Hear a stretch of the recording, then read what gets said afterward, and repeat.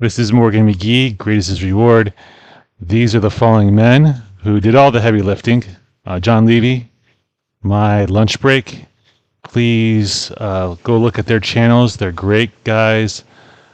You'll learn a whole lot of things. This is a pyramid in Egypt. This is not a pyramid in China. This is not a pyramid in Bosnia. And this perfectly symmetrical hill is not a pyramid either. The heaviest block in Giza is 90 tons. The heaviest weight a semi can haul is 40 tons according to Google, and 50 tons according to Google for the heaviest weight a bulldozer can haul. Here's more of a collection of funny looking symmetrical hills. On the Navajo Reservation, Monument Rock, you see this staircase structure. You zoom in on it, you notice that it is square blocks cut out of the sandstone, some 360 tons, the largest one being 900 tons. Let me remind you again, the bulldozer, large bulldozers can only pick up 50 tons, and the smallest block here is 360 tons. The largest block is 900 tons.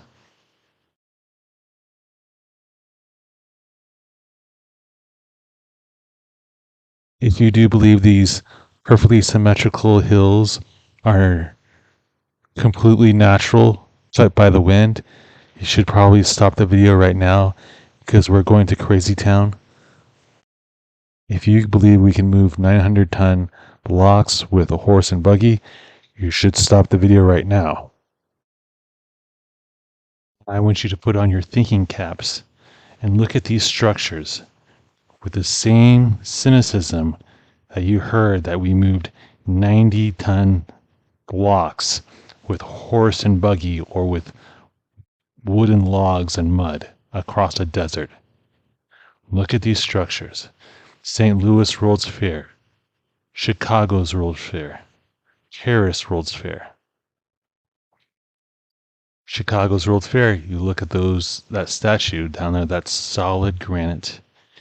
The narrative is that all these World's Fairs were temporary buildings meant to fundraise, design, hewed from a quarry, place where it was within a year or two, and then torn down immediately thereafter. That's what the current narrative is. I should say that's the official narrative. Someone drew all these up, put a proposal together, went to someone who signs blank checks, got the funding, hired all the contractors, got all the stone cut from the quarry hundreds of miles away, then took that and those contractors from said city miles away from the city, an hour horseback ride in the case of St. Louis World's Fair, on dirt roads, and found the site, put everything up, all within 1 year's time.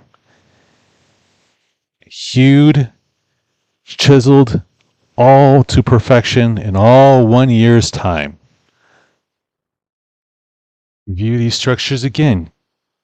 Is there anything more beautiful than these structures that we make today? Look at how beautiful these structures are. Why would you tear these things down? These things are the focal point of any city. This is beyond our ability as artists, as human beings. Look at how beautiful this is. They built all these in a year, even with the winters of 1800s, early 1900s, tore these things down because they're temporary. Because the first thing you think when temporary is marble and granite.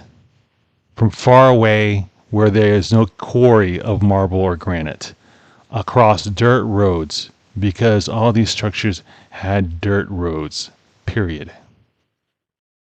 Chicago's fire burned down everything in Chicago, even though everything's built like a pizza oven. And why exactly are we building windows underground? Why are we building pillars underground?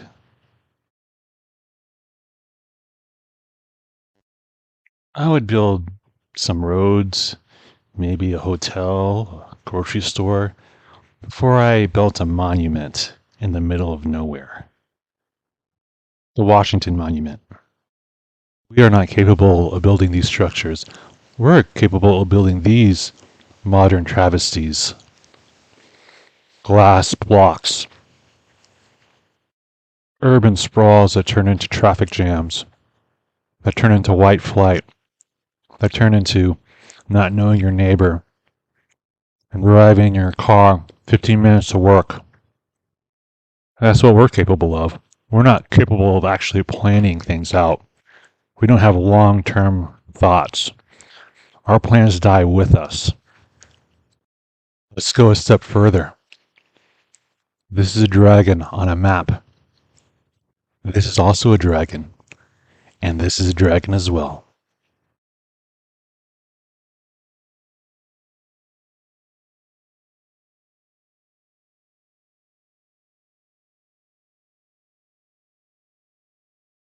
So this is my contribution. We have 4 theories. We have the orthodox, mainstream, Wikipedia page research that won't get you fired from your history job or won't get you an F on your history paper. We got that history.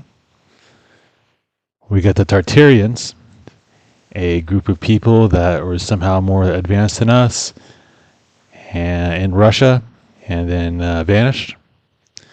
We have the third one, which was the people pre-flood during the time of Noah. They were 100 times more clever than us, I suppose, yet they didn't have any boats on them. I guess they were just teleporting everywhere. Makes sense, starports. And then we have the fourth one, which were the sons of God, written about in Job, original inhabitants of this realm, built everything of beauty, and then the fall. Here we go. Let's catch it up with Scripture. This is the order. If you have a better order, put it in the comments. This is the chronological order of Scripture. John 1, verse 1. In the beginning was the Word was with God, the Word was God. The same was in the beginning with God. Proverbs 8:22. The Lord possessed me, that is wisdom, in the beginning of his way, before the works of old. I was set up from everlasting, from the beginning, or ever the earth was, when there was no depth. I was brought forth, where there was no fountain abound with water, before the mountains were settled, before the hills was brought forth, while yet he had not made the earth, nor field, nor highest parts of the dust of the world. When he prepared the heavens, I was there. When he set a compass upon the face of the depth, when he was established in the clouds above, when he strengthened the fountains of the deep, when he gave the sea his decree that the waters should not pass his commandment, when his appointed fountains of the earth, I was by him as one brought up with him, and I was daily his delight, rejoicing always before him. This is Proverbs 8. Now we get to Genesis 1:1. In the beginning, God created the heavens and earth. We don't go to Genesis 1:2 yet. Isaiah 14. How you are fallen from heaven, Lucifer, morning star, while you are cut down to the ground, you who weaken the nations, for you have said in your heart, I will ascend unto heaven, I will exalt my throne above the stars of God, I will sit on the mount of the congregation, on the furthest side of the north, I will ascend above the heights of the clouds, I will be like the Most High, yet you shall be brought down to Sheol, the lowest part of the pit. Those who see you will gaze at you and consider you, saying, Is this the man who made the earth tremble, who shook kingdoms, who made the world a wilderness and destroyed its cities, who did not open the house for the prisoners?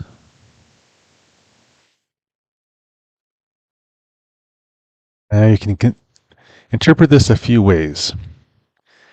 When Satan fell, giving the forbidden fruit to Eve, he just sulked away, didn't think about winning or considered what he lost. But a little later on, then he considered to put his throne above the Most High and be as the angels. You can consider it that theory. My thought process is that there were nations and there were cities and there were these fancy buildings and all these Washington monuments, all these World's Fair buildings were here, and there was a fight, and there were dragons on Earth, and this realm is a lot larger, and all these structures, including the railroads, were here and excavated, and these beautiful buildings were here, and angels constructed them before mankind was on the earth. Isaiah 14, those who see you will gaze at you and consider you, saying, Is this the man who made the earth tremble, who shook kingdoms? Luke 10:18. And he said unto them, I beheld Satan as lightning falling from heaven. Could a dragon with a head the size of Australia cause the earth to shake, or cause a mud flood? Verse 2, Genesis 1:2. Now the earth was formless, empty darkness was over the surface of the deep, and the Spirit of God was hovering over the waters. So this is typically something I don't do.